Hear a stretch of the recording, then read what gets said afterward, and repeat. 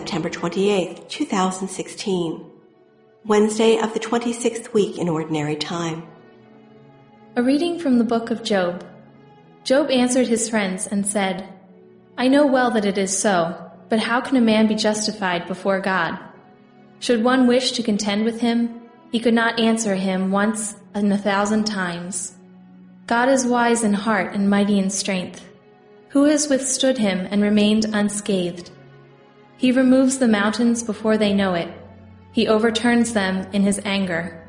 He shakes the earth out of its place, and the pillars beneath it tremble. He commands the sun, and it rises not. He seals up the stars. He alone stretches out the heavens, and treads upon the crests of the sea. He made the Bear and Orion, the Pleiades and the constellations of the south. He does great things past finding out, marvelous things beyond reckoning. Should he come near me, I see him not. Should he pass by, I am not aware of him. Should he seize me forcibly, who can say him nay? Who can say to him, what are you doing? How much less shall I give him any answer, or choose out arguments against him? Even though I were right, I could not answer him, but should rather beg for what was due me. If I appealed to him, and he answered my call, I could not believe that he would hearken to my words. The word of the Lord. Responsorial Psalm. The response is, Let my prayer come before you, Lord.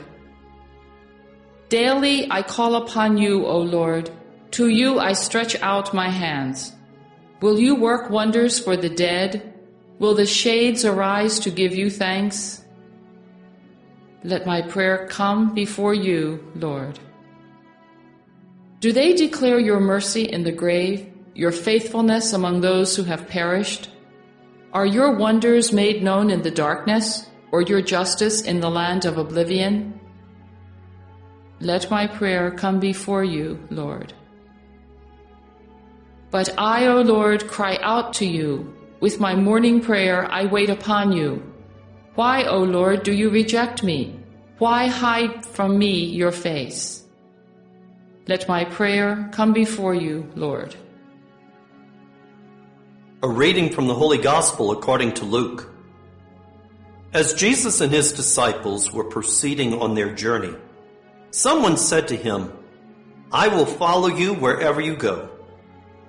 Jesus answered him, Foxes have dens and birds of the sky have nests, but the Son of Man has nowhere to rest his head. And to another he said, Follow me. But he replied, Lord, let me go first and bury my father. But he answered him, Let the dead bury their dead, but you go and proclaim the kingdom of God. And another said, I will follow you, Lord, but first let me say farewell to my family at home. Jesus answered him, No one who sets a hand to the plow and looks to what was left behind is fit for the kingdom of God. The Gospel of the Lord. September 28th, Wednesday of the 26th week in Ordinary Time. The first reading comes from the book of Job, chapter 9, verses 1 to 12, and 14 to 16. 3 friends have come to console Job, but instead of consoling him, they actually challenge him. They give him the standard wisdom teaching. If you're suffering, Job, it must be because you're being punished for something. So it would be an act of humility to admit that you've sinned. Make it public, and that way God will forgive you. Job's response, I didn't do anything wrong, or at least nothing to deserve this terrible fate that I've received. I don't know what to confess. It's just not fair. And besides, even if I challenged God, even if I called God to account, He's so much bigger than me. He's so great. He would never even have to respond to me. I would have no chance. Job feels as if he's trapped in a corner, that there's no way to respond to the situation. And he's frustrated by this. That's why he cursed the day on which he was born. To Job, it seems as if there's no way out. And in fact, there is no logical way out of the situation, other to surrender to God's will, which is beyond our understanding.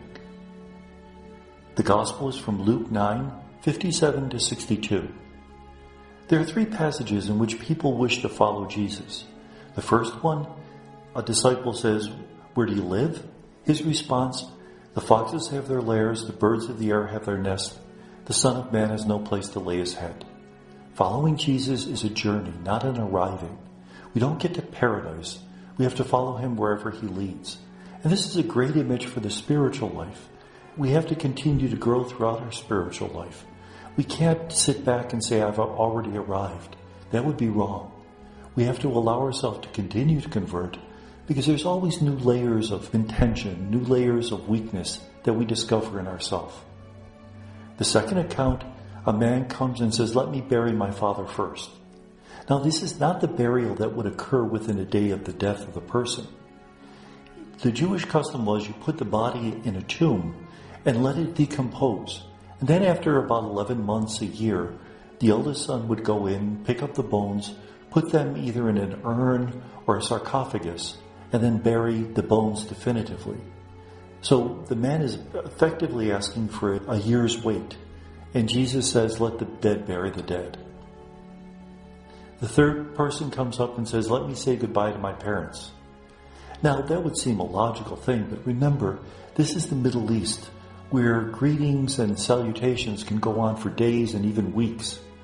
And Jesus basically says, "I've come into your life now. Now is the time to respond. Don't wait till tomorrow. Don't wait till a year from now. Today is the day to convert." And may God bless us.